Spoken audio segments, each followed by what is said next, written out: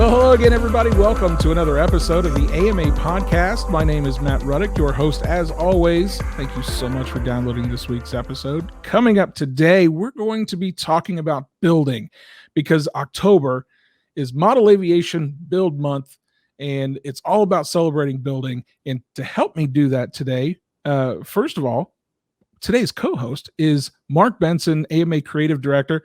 Mark, thank you so much for helping me out today. Hey, thanks for having me on the show, Matt.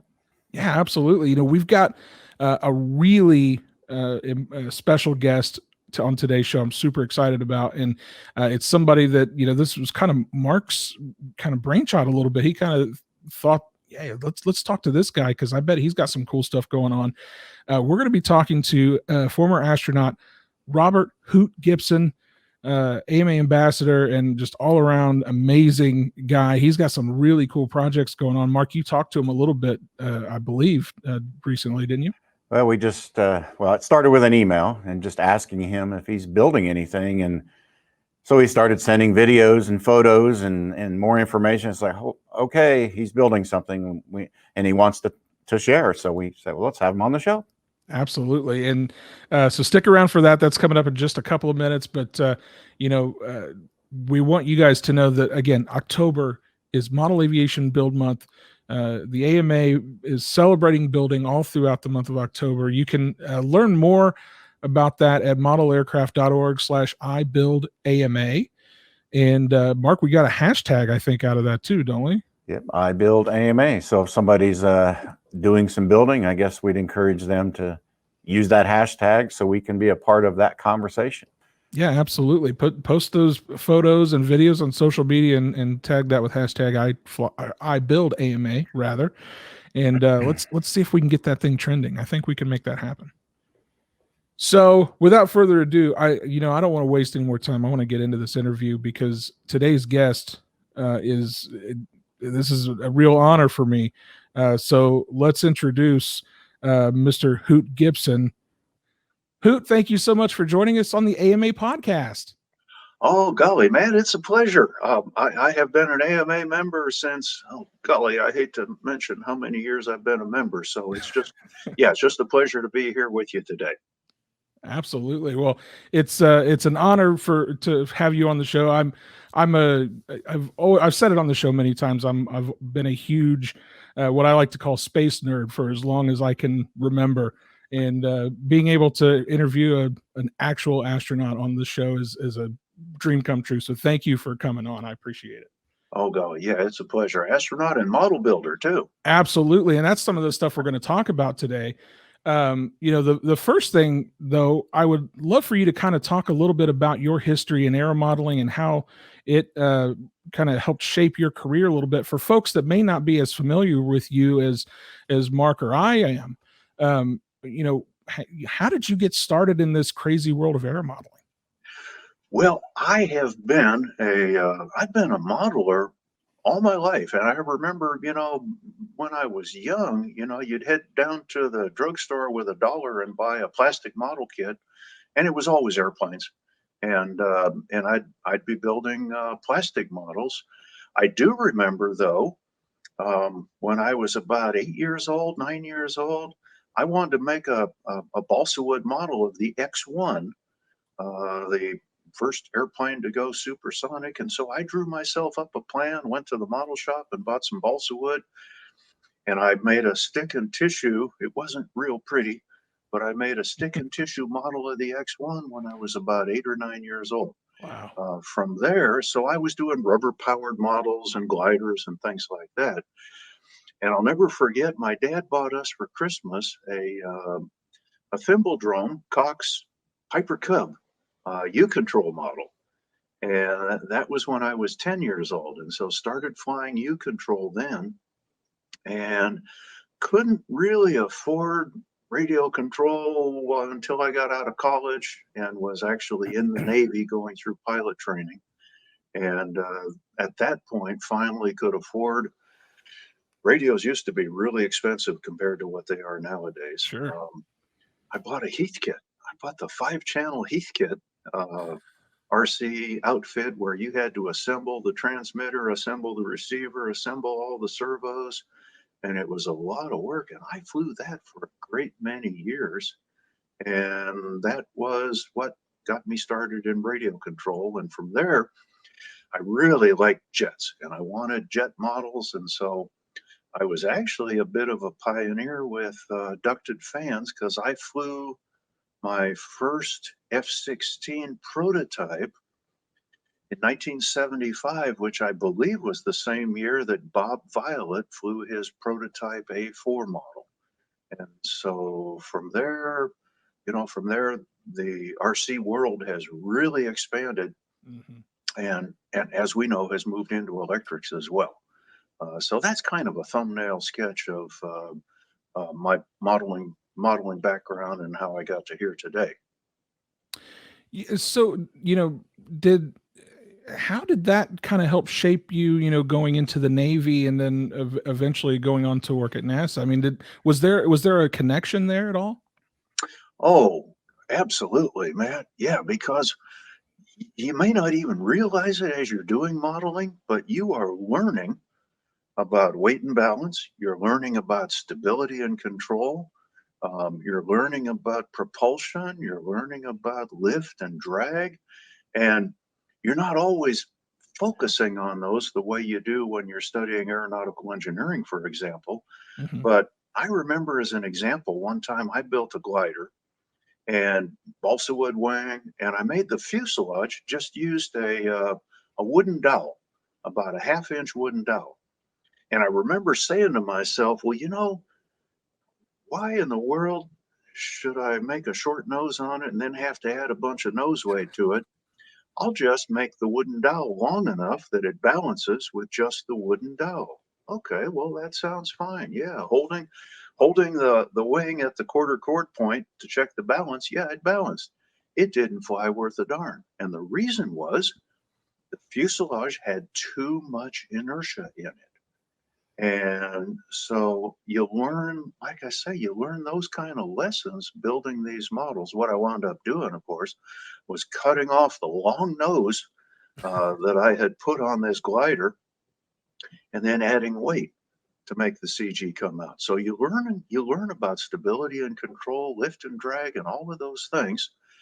So that definitely played a role in the success that I had learning how to fly and going through Navy pilot training, because you learned a lot about why airplanes fly, how they fly, not just how to do it. You mentioned the F-16. I just want to revisit that for a second. Is that the same airplane that you competed at NATS with, like in the early 80s? Yes, yes, it is. Now I made my first prototype and flew it several times. It was a little bit rough because it was my first attempt at a fiberglass fuselage. I made myself a hydrocal mold, which is like a plaster, kind of a plaster mold for it, and molded the first fuselage that came out of that mold. Wasn't very pretty. And so I said, okay, I'm going to use this one as a prototype. Flew it several times and it worked fine. And then I started in on the one that wound up being the one you referred to, Mark, that I took to the Nationals in 1981 in Seguin, Texas. And that one took me a while to build because test pilot school got in the way. I left San Diego in my fighter squadron in 1976, and I had started to assemble this one, the one that we're seeing on the screen. Now, this was the prototype, the one that's on the screen right now. Okay.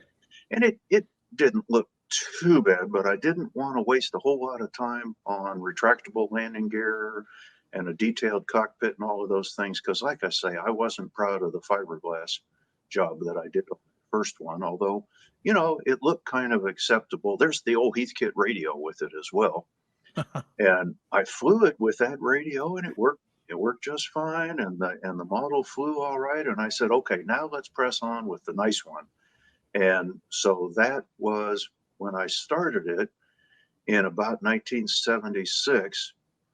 And then test pilot school is the hardest I've ever worked in my life. And this was the final version, obviously in the construction stage.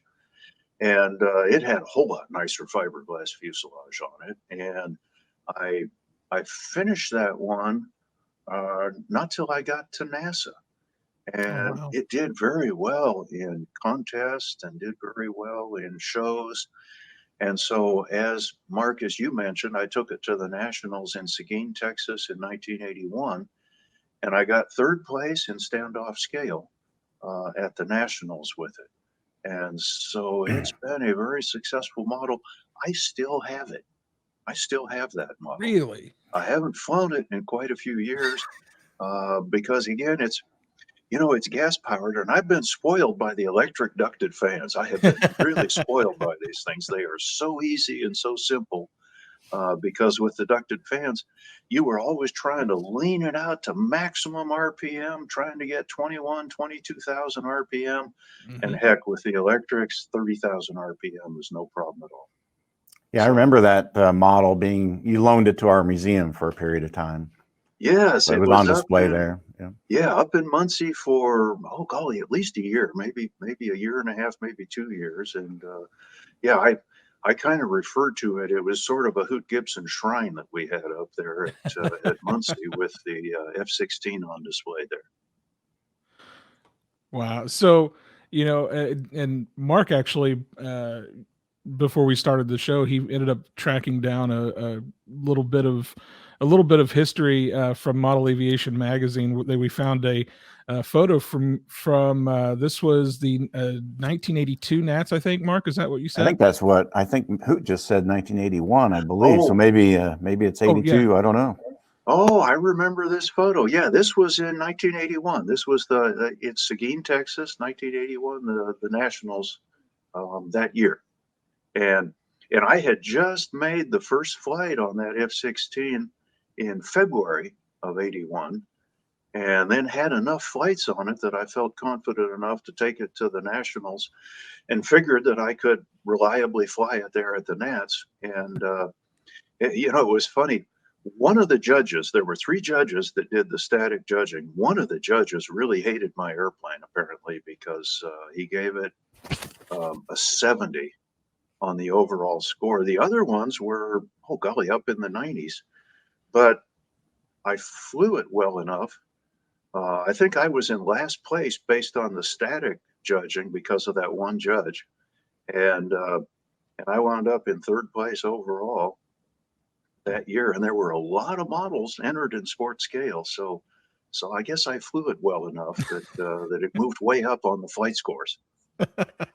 So you've been building for a while, I guess is what we're saying. I mean, this is a long time ago. So it's not Yes. anything new. So I guess that's Yeah. what we're here today to talk about, some of your more recent building projects. Right? Yeah, absolutely. Yeah, I have, and what'll happen, Matt and Mark, is that, there will be an airplane that I want a model of, a flying model of, and nobody makes one. And so you have two choices. You either don't have one or you could make it yourself. And so I'm sure we're probably going to talk about the Pogo. Well, That's probably one of the more ambitious and most challenging things I think I've ever attempted. yeah. Before we get to that, let me touch just on what you said there. So, there's an airplane that you want a model of, and there's not an existing model out there, what? Okay, so for example, the Pogo.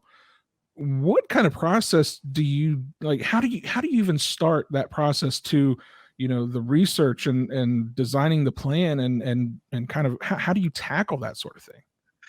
Well, what I did, Matt, when I would have a model that I needed to make, you've got to have, like you mentioned, you got to have a plan because you don't know what you're going to do unless you know the exact dimensions of it. You know what size the fuselage has to be. And so what I would do is I would take a three-view drawing, and so you've got to find a very accurate three-view of Hmm. whatever it is you want to build. Now, you could do it by hand, just mechanically measuring that three view and then saying, okay, I've got to blow this up 6.85 times, something like Right. that as your scale factor for the three view. But I used to cheat a little bit. I would take an opaque projector and I'd put that 3-view into the opaque projector, and then I'd project the 3-view on the wall.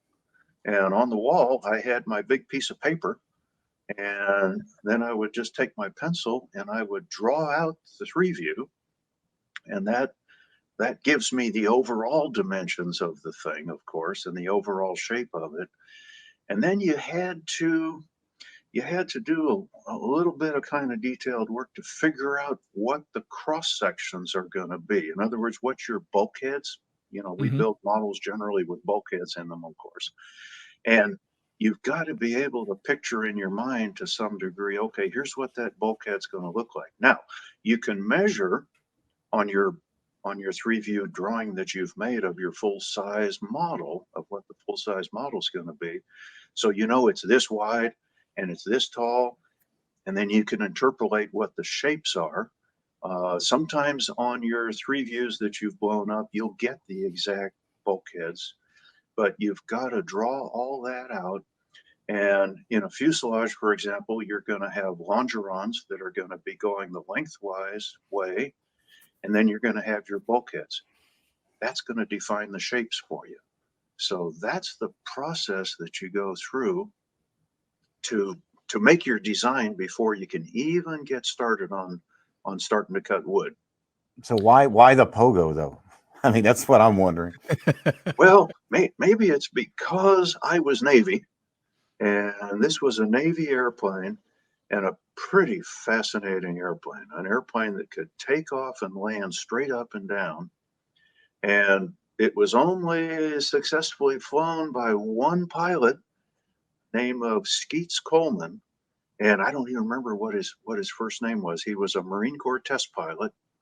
And then I guess he was a test pilot for Convair.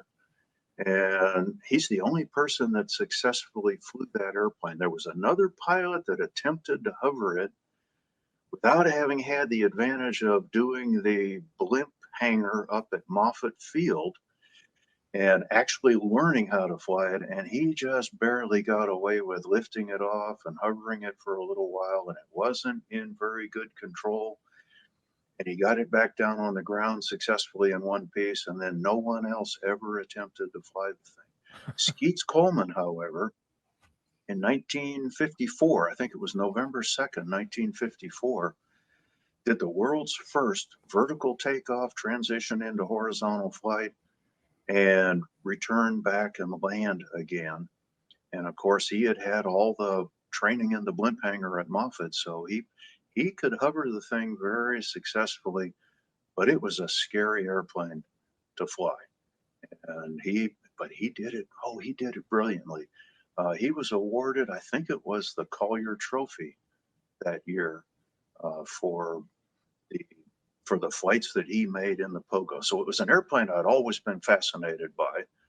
And I had even traveled to Norfolk, Virginia one time because it was a gate guard sitting outside for years at Norfolk, Virginia to see it. And then I made sure that I got to go to Silver Hill, where the actual Pogo is still, it's not really on display, but it's in storage at Silver Hill, which is the Smithsonian's storage facility for airplanes that they Oh, don't have wow. room for to put on display. So I remember you talking about the Pogo in one of your expo talks, 2014 or so. And I think we're going to include a link, in the description of this show to those expo talks so somebody could learn more about you and your story and some of these other modeling stories. And I remember you showing pictures of the Pogo that wasn't covered in the, I'm sure we're maybe going to flip through some pictures now of the Pogo and look at it where it is today, which is kind of exciting to see where it is today compared to where it was back then. Yeah, well, one of the things that I said initially was, okay, you're tempted to just go start building the model, because that'll be easy. I've got the 3-views drawn. I've got the plans for the longerons and the bulkheads and all of that. And I can build that. And I said, you know what? If I can't build the contra-rotating propeller, make sure that that works, this is going nowhere. So I said, okay, I've got to do that first. I need to go ahead and build the contra-rotating propeller. And here's the mechanism that I built. And And I don't know, when you study it, it looks like it's a little bit of a Rube Goldberg. Yeah, and it kind of is. I didn't want to have to mess with bevel gears to change the direction of rotation of one propeller compared to the other one. So I did it just using straight gears and an OS Max 61 VF for the engine. And so, of course, I had to have a cooling shroud in there, and you can kind of make out the starter belt sticking out on the right side of the image that we're looking at. And I ran this successfully, and so figured out, okay, and I think I measured something like 11.5 pounds of thrust. And this is one of the pictures I took of it running and in my driveway. And like I say, had done a thrust measurement and had 11.5 or 12 pounds of thrust. And I said, okay, I believe that's going to be enough thrust for the model to be successful. So now I can do the fun part. I can start building the actual airframe itself. And so, like I say, I made sure that I could do that. Now, since, as you can see in this picture, it's going to sit on its wingtips and the tips of its rudders or its vertical tails, I thought, wow, it's going to need some strength in those surfaces just in case it has a hard landing. It's going to need some real strength in it. So I'm going to build the entire framework out of aircraft plywood. And so that's what I did. Now, what's interesting in this photo, well, the whole thing is interesting, but this isn't glued together. Really? The fuselage and the body and the wings are not glued together. I tabbed them with the different plywood parts. So it's just sitting here with the bulkheads in place, attached to the longerons. The wings, I have developed this technique, which is the way that real jet airplanes are made, for example. Jet airplanes don't have tons of ribs in them and wooden spars the way we make, or square pieces of wood that we put together the wings with. They're made up out of spars, lengthwise spars, because that's where all this strength comes from. And these spars will form the shape of the wing just fine. And so anyway, I think it's kind of fascinating that this is not glued together. It's just tabbed together in this picture, which was how I designed all the structure and the framework. Yeah, that's incredible, because I mean, it's literally, it's, for folks that are listening to the audio version of this, in this photo, the Pogo, it's standing straight up like it would be, prepared for takeoff, and none of that's glued together. It's amazing to me how much strength there is in that construction design. That's amazing. Yeah, you're right, Matt. Just by the fit of it together, you've got some strength, some ability. But if you look at the tips, the wing tips and the tips of the vertical tails, there's only a single piece that it's sitting on the ground. And when I actually glued it together, that's going to form, those tips are going to form the mechanism where I put a spring in there. And the landing gear themselves, you notice, are not in it. So it doesn't have the wheels and it doesn't have the gear struts, I'll describe them as, because I needed to be able to encompass those in a bit of a sandwich, a plywood sandwich at the tips. And so it's just sitting there on the in a single tip. Now, this was a picture when I had finished the covering. And the landing gear in this case is definitely in place.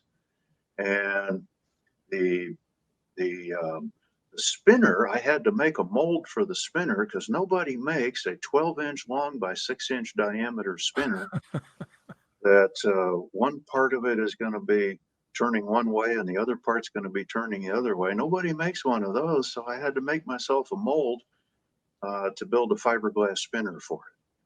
And so this is the wood form that I turned on a lathe to get the correct shape and the correct dimensions for the spinner. So there wasn't anything easy about this model. It was a challenging endeavor. When did you start this process? Who, from inception? How long ago was that? Oh, golly, this is embarrassing, Matt, but Oh no. those pictures of the propeller being run in my driveway were taken in 1982. Wow. This was back in Houston. Now, But hey, you're a busy guy, so I think it's well, all understandable. He yeah, did some stuff. Yeah. Yeah. NASA and all these space flights really got in my way horribly. And so they were constantly sending me off to space again. And of course, it wasn't just the space part of it, it was the training for it, because you trained for an entire year for each mission. Yeah. And so they kept getting in my way. So, the career constantly slows things down. The Navy with test pilot school and my fighter squadron work and all of that meant that I was mostly working in the evenings and on weekends to do these things. Now, I also had a problem with the Pogo. I mentioned that I ran the thing with the glow engine in it. Problem I had with it then was I kept breaking the gears. Now, there was a picture, and I don't know if it's real handy, that has a bit of a close-up. Perfect. Matt, you are right on top of everything. The the glow engine, I guess because of the pulsing of the power, kept breaking the gears. And I didn't really have a solution at hand for that. So I have to say the model did sit dormant for quite a few years, because I had other models that I was building, other models I was working on. And so it sat there for years in the balsa wood covered phase and didn't progress very much because, it wasn't going to be able to be flown. And so I just kind of had it on a back burner. So that model has been in existence for, what is this? What now? 38 years. It's only been in the recent past that I finally said, which I had been saying to myself for quite a few years, Hoot, you know what you need to do? You need to convert this over to electric. And so there's the lead in. And Matt's right on top of everything. Holy smokes, Matt, you're amazing. Anyway, I finally said, okay, I need to convert this over to electric. And I thought, oh, this is going to be terrible. No, it wasn't. It was quite simple. And you can see in this picture, what I've done is it's essentially mocked up, and I've built part of the aluminum tab that I needed to be able to mount the motor and just adapt the electric motor to where the glow engine had been previously. And this greatly simplified everything. And with the electric motor, there's no pulsing of the power, so it doesn't break gears. And so it has just been obviously the way to go. Let And me ask you this. Did you find that there was issues in terms of weight distribution that you were going to have to solve? Because I'm sure there's a weight difference between that glow engine and this new electric motor.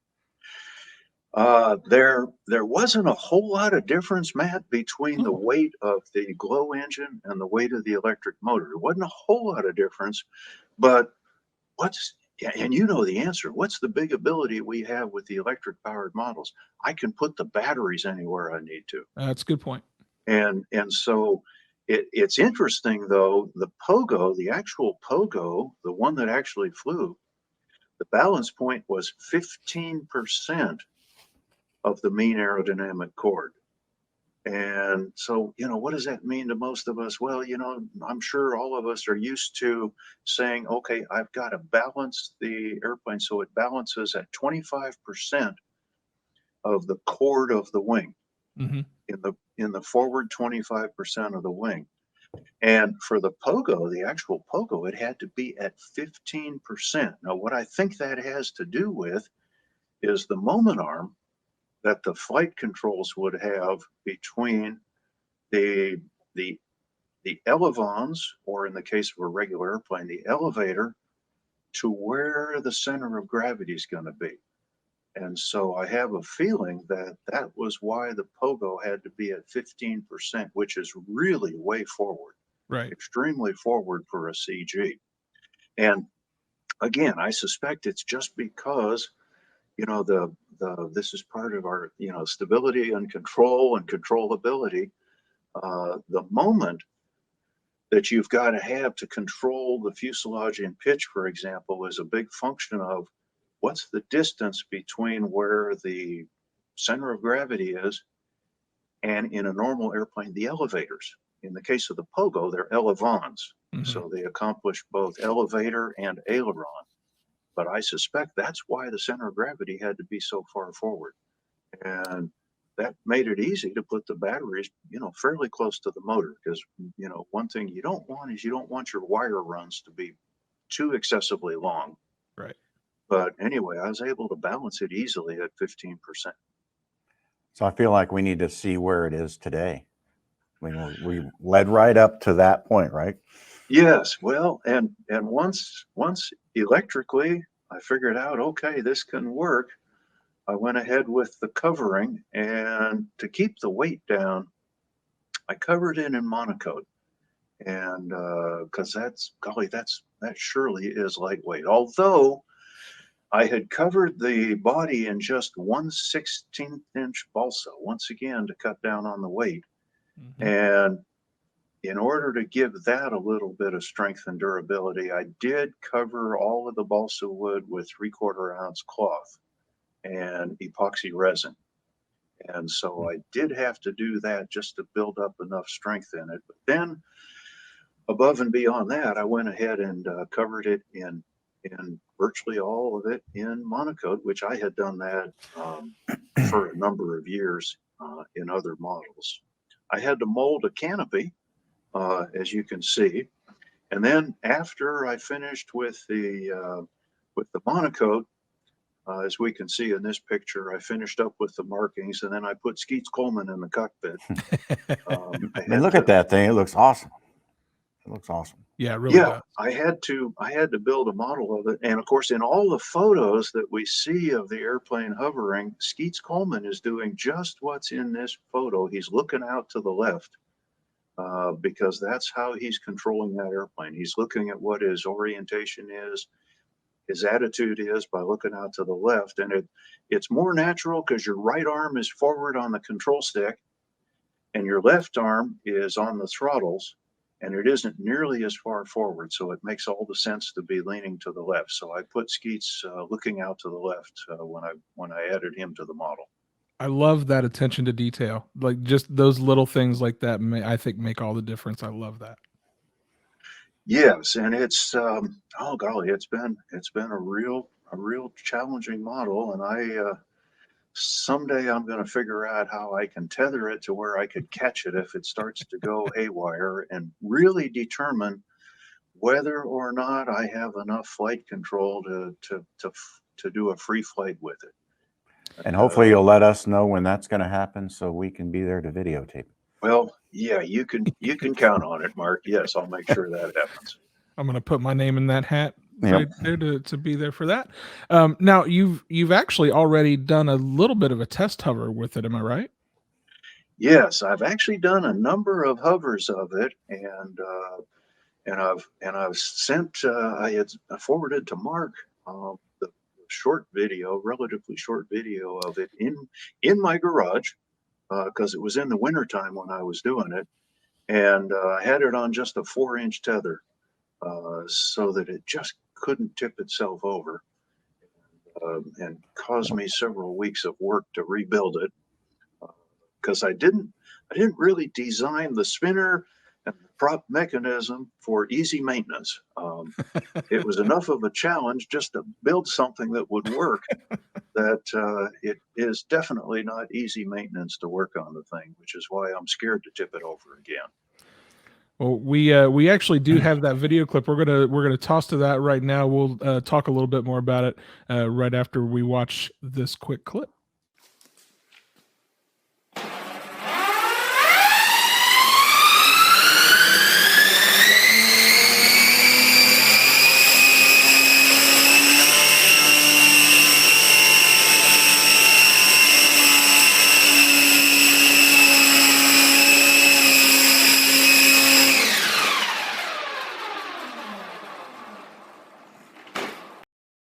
So obviously there's plenty of thrust there. There's you got the power. It looks like you're not far from that next phase of testing. It looks like. Oh golly, yeah, that's true, Matt. Yeah, and I've been focusing on other models, more recently, and so I haven't messed with it. I've got to figure out a way to where I can tether it and catch it from above, and I can't remove the spinner and attach to the nose of it the way they could when they flew it in the blimp hangar. So I'm going Right. to have to do a little bit more strategy and all about it. Where it was hovering was at about 3/4 throttle, 2/3 or 3/4 throttle. So Oh, it wow. has more power than what I was using on that hover. And what I was using was 150 amp electronic speed controller, or ESC, Mhm. and 12S batteries, 3 4-cell batteries in series is what I was using. So it has plenty of power. Definitely got the juice in there. It's got the juice. Yeah, like I say, the part I'm uncertain about is control, because Yeah. control is important, as we Yeah. know. Yeah, absolutely. Matt will be there to catch it. It'll be all right. Okay. Yeah, I'll just stand there with my arms out. It'll be fine. Oh What man, could I go tell wrong? you what, being close to that thing when those props are going, the diameter of those props is about 24 inches. Ooh, wow. And so, it's almost a little bit scary to be too close to it. So I don't recommend catching it. That's why I Well, volunteered Matt, really. Perfect. he just said volunteers me for all the dangerous stuff. Perfect. Well, I like I've said, I'm really excited about seeing this thing, as it progresses, and definitely let us know as it progresses along, because I know, as Mark said, we'd love to be there to see that maiden flight when that day comes. You mentioned you're working on some other been working on some other projects too. You sent along some photos of I think it's the Skyrocket. Yes, the Douglas Skyrocket is one of those airplanes that I have always been fascinated by, because I think it is one of the best looking airplanes we've ever built. It is so sleek and beautiful. And I got to know Scott Crossfield in the course of my time as a rocket pilot, and it was a real honor getting to know him. And of course, he was the first person to ever go Mach 2, 2 times the speed of sound. And that was in the Douglas Skyrocket, which the designation of it was D558-2. And he he did that in 1953. And everyone knows that Chuck Yeager is credited with being the first one to go Mach 1.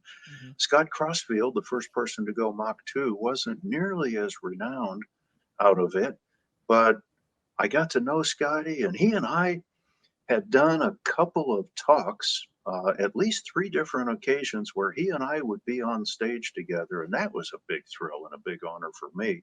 And we would do a talk called Rocket Pilots Then and Now. And of course, he was the then and I was the now. And I really enjoyed Scotty, and I really liked that airplane. And once again, nobody makes a radio controlled model of it. So I decided I want one. So I'm going to have to do it myself. So sort of similar to the F-16 model, the logical thing for an electric ducted fan model is going to be a fiberglass fuselage. So once again, I went through all the effort to build a fiberglass fuselage. In this case, what I did, however, was I made a plug out of blue foam and then covered it in mailing tape. The thick mailing tape. Oh yeah. Well, not really thick, but the plastic mailing tape, because fiberglass won't stick to that. And so I covered it in plastic mailing tape, and then I laid the fuselage up right over that foam covered in mailing tape plug, and then cut it in half to remove it from the mold.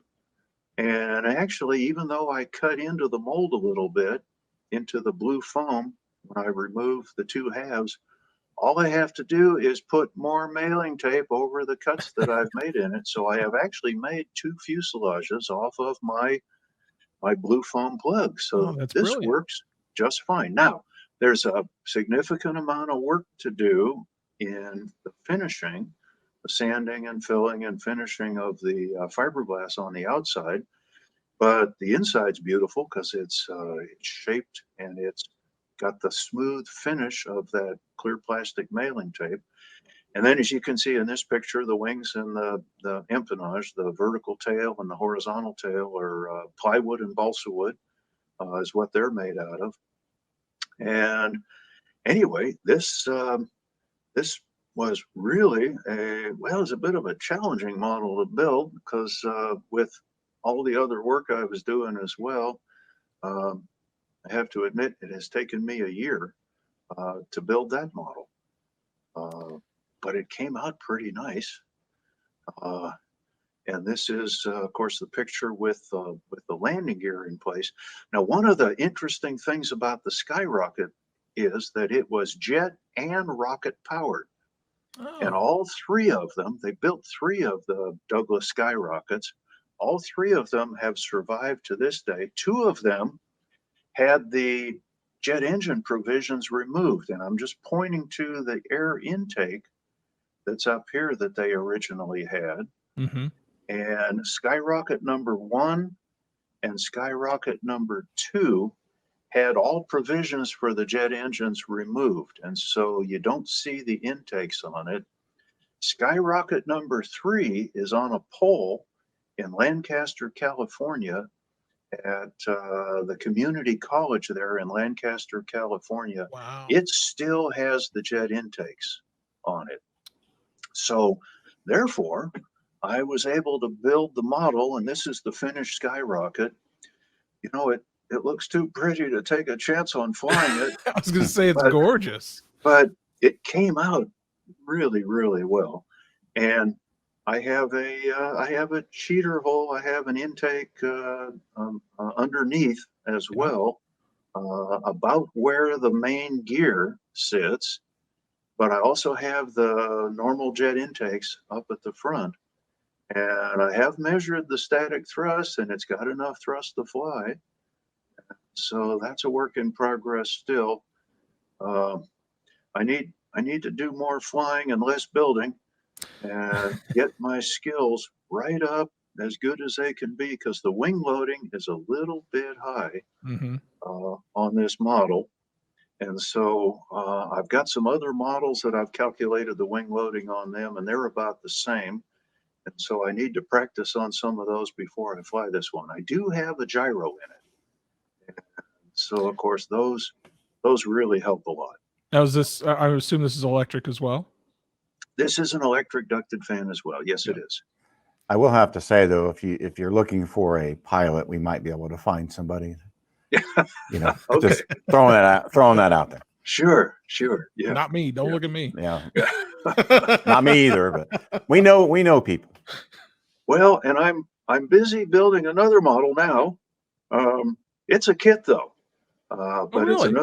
it's another Navy jet model, the F4D Skyray, and nobody makes an ARF that's big enough, and so I have, it's a balsa wood kit, and I'm at the point where I'm ready to do and get into the finishing of it. It's a 90 millimeter fan, and it's got a big wing. It's got a gyro in it as well. I had to evolve some different things. I needed to put rotating retracts into the main gear, and for it to fit inside the wing. And it's a big model. It's about 52 inches long. And the wingspan is something like 47 inches or so. So it's a big model, all balsa and ply. And I'm right at the stage where I'm ready to start finishing it. So anyway, that'll be fun. I've always been crazy about that airplane as well. You're a man of many projects, is what I'm gathering. You know, you've had an extraordinary, lifetime of experience in modeling and specifically building. And I'm curious if, as we kind of wrap up here, I want to see if you have any kind of words of wisdom, as it were. What do you see as the importance for people to scratch build and kind of, as an exercise going through that process? Do you see that as something that's, beneficial to model pilots all over the world? Oh, golly, absolutely, Matt. Yes, because as I talked about earlier, when I'm talking about stability and control and lift and drag and flight dynamics and the things that we learn from flying model airplanes in the course of scratch building, there's a lot to be learned there as well. Structures, um, and control runs and control throw and control effectiveness, and all of those things come into play. And I guess some of the advice that I would offer is don't be afraid to try it. I wouldn't start on a Convert Pogo as the first one, definitely, but don't be afraid to give it a try. I would try on something a little more simple to begin with, but you're going to learn so much from every time you undertake building a model from scratch that the next one can be even more complex and even more complicated. And you're going to build on your knowledge as you progress. And so it's it's a fascinating thing to get to do. And the end product is something that you look at and you go, you know what? I made that myself out of nothing. And that's really rewarding. That's really satisfying. So I recommend it. Well, Hoot, I cannot thank you enough for coming on the AMA podcast today to help us talk about building and help us celebrate Build Month here, and sharing the stories that you've shared and your experiences, building the Skyrocket, the Pogo, the F-16. There's just so much knowledge here. It's almost overwhelming. I can't thank you enough for coming on the show. And I want to make sure I thank you as well for sharing your passion for the hobby. Yeah. And I've been an AMA member. I figured it out when I joined, 1962. I had been an AMA member first in 1962. 10096 is my AMA number, and I'm just really fond of AMA because you guys do so very much for the world of aviation and for the world of model aviation, and in exposing young people to the excitement of aviation. So you all keep up the great work. And thank you for your work, I guess, as AMA ambassador and an ambassador for the hobby and AMA. It's just been a joy to work with you over the years, and you've done a lot to help us for sure. And it's been a real pleasure. Thank you, Matt, and thank you, Mark. Thank you, Hoot. Hopefully we can get you back on the podcast again soon. I'd love to pick your brain about a whole number of topics, but we'll talk about that at a later time. But thank you so much for coming on the show. It was a pleasure. Thank you. Awesome.